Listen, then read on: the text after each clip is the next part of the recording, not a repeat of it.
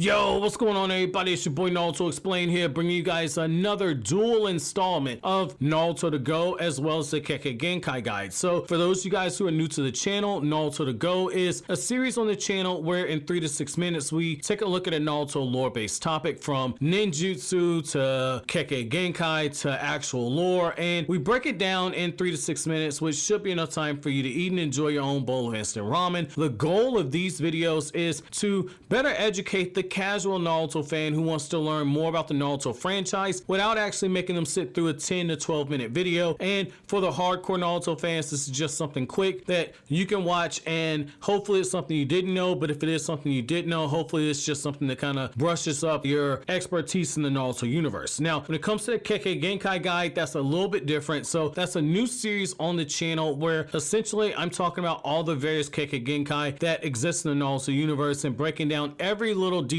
that you need to know about the Kekkei Genkai. So with all that being said, let's go ahead and jump into this installment of both Naruto to Go as well as Kekkei Genkai guide. So the explosion release is like a lot of Kekkei Genkai, so it has to be something that is passed down through a bloodline. So like the Sharingan, you're born with the aptitude to be able to use this jutsu. So the way you perform explosion release is you have to combine the chakra natures of lightning release and earth release simultaneously. And so once this happens, you're able to create this explosive chakra that you can actually use while you're fighting. And the important thing about this is that most of the characters that we see, if not nearly all of these characters that we see who are able to use explosive release, are characters who are originating from the Hidden Rock Village. And the reason why that's so cool is when you look at the Hidden Rock Village, when you look at how they actually had their ninja system set up, they actually had the Explosion Corps, which was a group of individuals who that was their main specialty. They specialized in using explosion release. Now, we don't know a whole lot about it, but what we do know is that Deidara as well as a character named Gari were members of the Explosion Corps, and this was a corps that was set up by Anuki. So it kind of shows you just as how Konoha has its Suicide Squad, which I've already covered in another video called the Suicide Corps Explained. Essentially, the Hidden Rock Village is also making use of the strength of their ninja, in particular the small subsect that can actually use this ability, similar to how Konoha gathered every person who can open up the inner gates and put them all into a corps. So that's kind of cool how you see the military aspect of the ninja villages. The other thing about explosion release is just like with bull release, it isn't one size fit all. It's going to be dependent on what each person who has the Kekkei Genkai is able to use it for. So when you look at the character Gari, this is a character who was so proficient with explosion release that even Orochimaru at some point actually wanted to reincarnate him because he realized that he would have been a good asset to have in battle. And the way that he uses explosion release is a lot different than how Deidara uses it. So the way that Gari uses it is more so in a CQC setting, so a close quarters combat setting where he can make use out of taijutsu. So one of the things that he actually does with explosion release is he's one of those characters who releases explosion release at the exact same moment that he's attacking his target. So essentially when he hits the person, they're immediately hit by his punch and then they're hit by explosion release right after the fact. Now, and we also know that he uses explosion release in the manner that he uses the actual ground itself to create shockwaves. That way he can throw his opponents off guard, or he can create debris, which will allow himself and others to hide behind. And to continue on with how he uses explosion release, it can also be used in a defensive manner because we know from the anime that he can also use it to block projectiles and other attacks that are thrown at him. And in particular, one of the ways he used explosion release was to block kunai and other weapons that were being hurled at him. And so as an Edo Tensei, what he did is he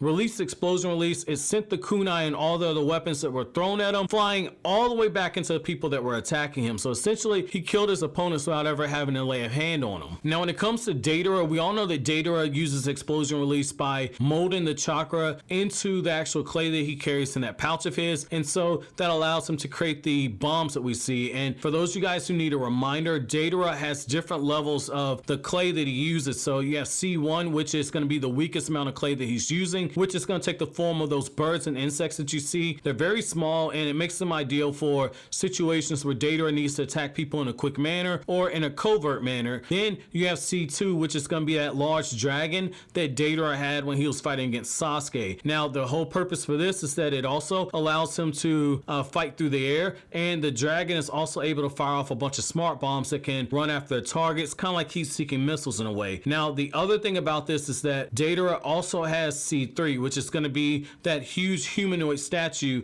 that Deidara has. And so for this one, the destructive power of this attack is big enough that Deidara is able to destroy destroy an entire village. Now, when it comes to C4, that's when you get that giant doll that resembles Datara himself. And so once this happens, that's when Datara releases all these microscopic bombs that are able to even get into your bloodstream. And so once this happens, it gets into your bloodstream and then everybody goes kaboom. Now, when you get to C0, that's going to be his ultimate art, which is essentially when Datara suicide bombs himself. And so once this happens, Datara, the amount of explosive chakra that he's pumping out is enough so that Datara is being able to be seen from kilometers away. When you go back to the manga when that happened, even in the village that Naruto and the others were in, they could see the after effect of Datara's explosion. So as a bit of a bonus in the Boruto anime, you also have one of the fabrications, Sekkei, who is able to use explosion release as well. However, his variation of explosion release is pretty run-of-the-mill and mundane. He didn't really do much to make the explosion release his own,